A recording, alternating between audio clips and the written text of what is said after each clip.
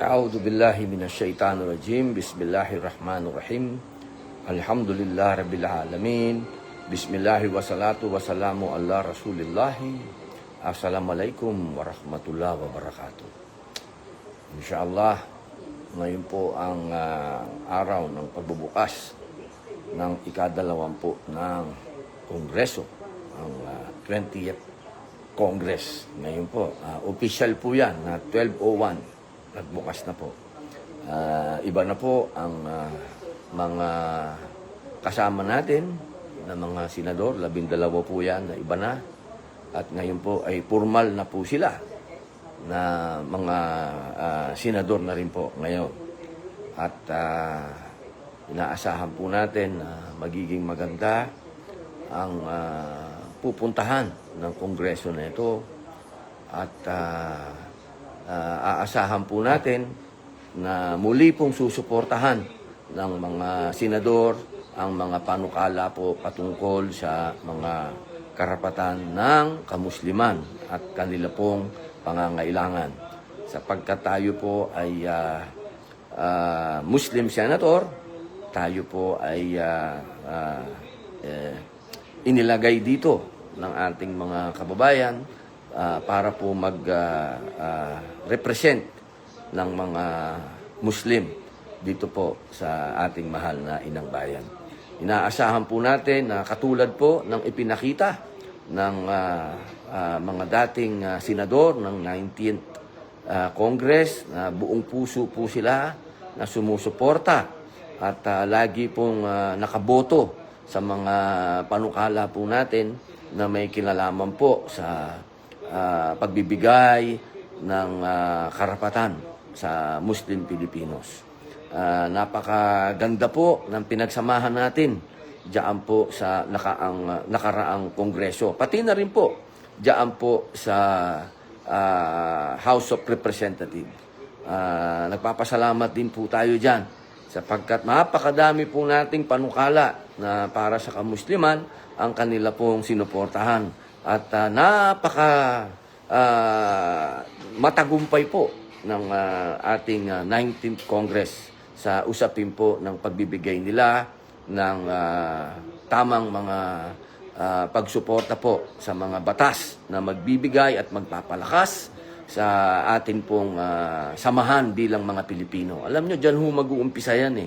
Yung paggalang sa bawat isa, diyan po mag-uumpisa ang tunay na progreso kapag tayo ay nagkakaintindihan at tayo ay nagkakaisa.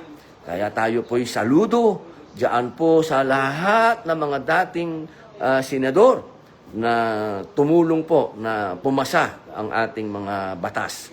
At siyempre po kasama na po diyan ang Pangulo sa kanya pong pagpirma. Dahil pwede naman po niyang i-veto yan kung gusto niya.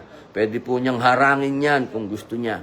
Pero pinirmahan niya po itong mga batas na ito at inaasahan po natin na meron pa pong dalawa pa na naandyan pa po sa opisina niya ay sana po ay yaan po mga panukala na yan na pumasa na po sa malaking kapulungan diyan po sa House of Representatives at dito naman po sa mataas na kapulungan ang inaasahan po natin ay mapirmahan. At yan po ay napakalaking tulong po yan para sa, siyempre po, sa pagkakaisa.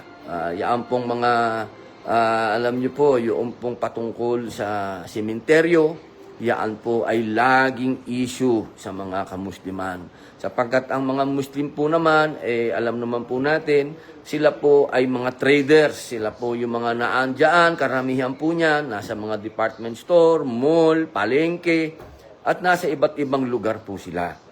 Ng Pilipinas po, Kaya inaasahan po natin na magkakaroon po sila ng lugar, hindi lamang po ang mga Muslim, pati na rin po, siyempre, yung pong ating mga katutubo, na mabigyan po sila ng sapat na espasyo sa mga public cemetery. Ayan po, pagrespeto po natin doon sa mga naunang tao dito sa Pilipinas, sa ating mahal na bayan. Hindi po yan pabor. Kasi sinasabi ng iba, pabor na naman yan. Hindi po. tandaan po natin, sila ang nauna dito. Sila po ang nagbibigay sa atin ng pabor. Karamihan nga po dyan sa mga katutubo, hindi pa po na ibibigay ang mga sapat nilang karapatan pagdating sa pananalapi, sa mga pag-exploit sa kanilang mga lupa. Yan ho ang isang paglalaban pa natin na dapat kung ano ang ibinigay na karapatan sa Bangsamoro, ganun din ang ibibigay na karapatan sa mga katutubo sa usapin ng pananalapi at karapatan sa kanilang mga natural resources, sa kanilang mga lugar na tinatawag natin na ancestral domain, ancestral lands. Yan po. Muli po, maraming salamat po sa inyo, sa lahat po ng napakadami pong mangyayari ngayong 20th. Sana lamang po ang pakiusap natin sa lahat, unahin natin ang para sa taong bayan. Yung mga pansarili nating mga ambisyon, sana po iisang tabi sapagkat yan ang balakid sa pag-unlad ng bayang ito. Yung sarili nating mga parang awa nyo na.